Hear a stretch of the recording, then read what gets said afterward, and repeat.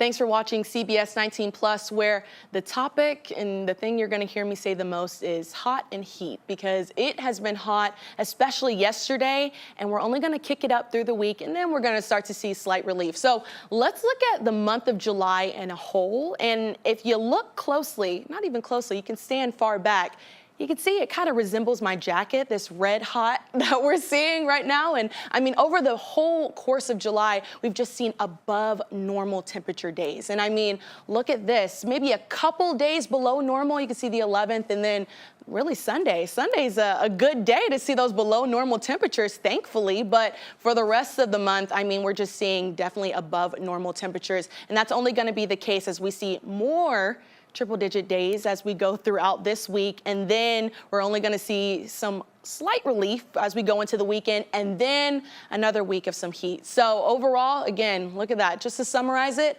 above normal, and it's only going to stick around. So when we're talking about these above normal days that we're seeing, well, we've got to think about what are some tips that we can do to help conserve some energy, especially with our bills, because your energy is using a lot more of its fuel because of how hot it is outside. So how can we save some energy with that? Here's some tips for you.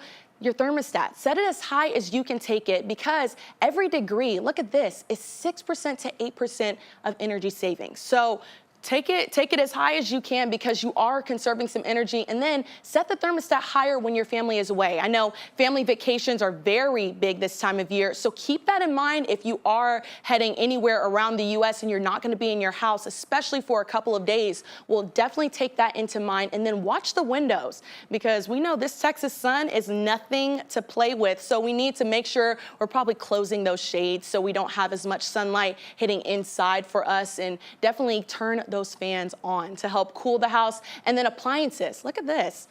Only use larger appliances in the early morning or in the evening. So keep that in mind as we're going through the summer. And then also keep in mind these heat reminders, because your family is important, as you know. And so we have to make sure we're taking all the precautions that we can to avoid heat illnesses and keep everyone safe this summer. So hydrate. And when you do hydrate, bonus tip, make sure you're hydrating the night before. Don't hydrate as you're going outside, because you're not going to have enough water to sustain you throughout the day. So start early, and that'll help you as you go throughout the day, especially as you're getting in and out of your car, maybe taking the kids to the park. You're going to need some water, and so are they. So make sure you keep some water with you, and stay in the shade as much as possible, and wear that light clothing. Lightweight clothing and light clothing as well. Maybe not red like me today, but thankfully I'm inside. And then pets and children. Make sure you're not leaving them in any cars, and watch when you're taking your pets on walks, because that pavement is really, really hot, way hotter than probably what they can take, and especially what we can take as well. So make sure you're leaving your hand on the pavement for about 5 seconds. If you can't hold your hand on the pavement for 5 seconds, then your dog's probably not supposed to be going outside, or maybe even your cat too, if you like to take your cats on walks. So make sure you're watching for those pets and children, because they are definitely the most vulnerable, especially even your elderly neighbors, or maybe even your elderly family members. They're also very vulnerable at this time too. So just take those things into account as we're going through this Texas summer with this Texas heat. So what does the upper level wind flow look like? What is contributing, really, like this top down effect? What's going on up there that's contributing to what we're seeing down here? So look at this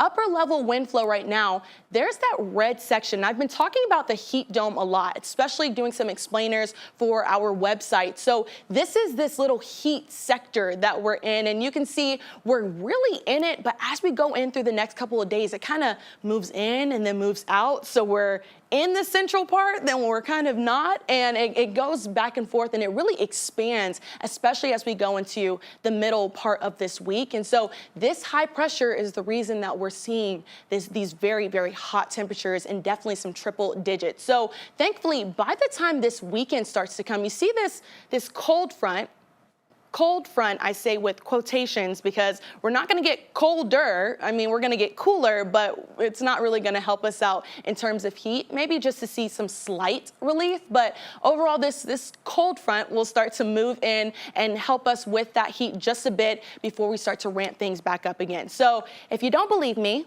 look at this. Look at the temperature trend for the next couple of days. You see those triple digits, then that slight relief, and then look at that. just keep going with those high upper 90 temperatures. And so that's when I was saying we're going to see some more above normal days. Well, these days are what I'm talking about, and they're just ahead of us. So thankfully, definitely take advantage this weekend with the cooler temperatures that we're gonna see, and then we're only gonna heat up from there. And we gotta get through these next triple digit days before we can start to see that. So we're almost there. We just gotta keep trucking through, and definitely, again, keep that water with you. But I want you to remember something, this term that we use, or just this phrase, that dry air warms faster than moist air. And so when we're talking about that, look at this big pocket of Saharan dust that's making its way over from Africa over towards us, and we'll start to see it. This is the biggest pocket right now that I'm actually seeing, and then it's going to push over towards us, and that helps contribute to our colorful sunrises and sunsets. If you do have some illnesses like maybe asthma, or you're just very sensitive to the air quality, well, that may make you a little bit more sensitive on those days where we have those heavier pockets coming in. It shouldn't be anything extreme, but definitely something to keep in mind if you are in that sensitive group. But it'll start to move over, and because of that, it'll make our air just a slight bit drier, which is also a small ingredient that we mean when we're talking about our air heating up really fast. This is just a small ingredient that can also help us with that air, with the air really just ramping up. So the next couple of days, we talk about getting some rainfall. Well, let's see what our rainfall looks like right now, which Lufkin and Longview, they're doing pretty good. You see that green over there for the 2023, but overall, we're still in Tyler staying well below average this time of year. So we definitely need some rain, but thankfully some of us are getting lucky and seeing some rain as well. But what it's going to do for us the next 7 days, I wanted to just take it out for you just to see how is this going to help, and is this rain really going to cause a substantial impact?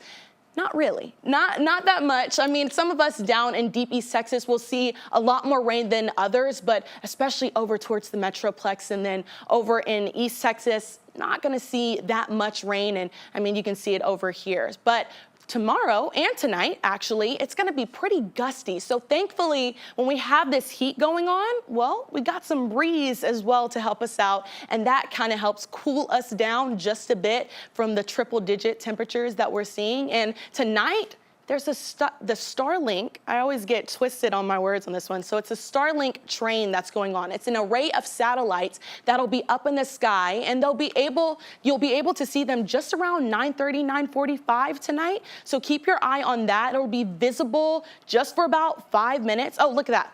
Perfect timing right there. 9:53 is the best time to see it. So it'll be visible for just about 5 minutes, about 70 degrees up in the sky over the horizon. And then where to look? Just look northwest, and it disappears northeast. So temperatures tonight will be just around that low 90 range. And look at that, clear conditions. So you'll definitely be able to see them tonight. And then for the next 10 days, just look at that. Heat, and then some relief. Yeah, we got to get through those triple digit temperatures for sure. And then going into the weekend, that's when we can see our first chance for some rain. And then as we go into next week, we're just going to see the upper 90 temperatures going in for the rest of the week on into the latter parts of next week. So keep that water with you. Make sure you're staying cool, and definitely take advantage of the rain that we may get this weekend.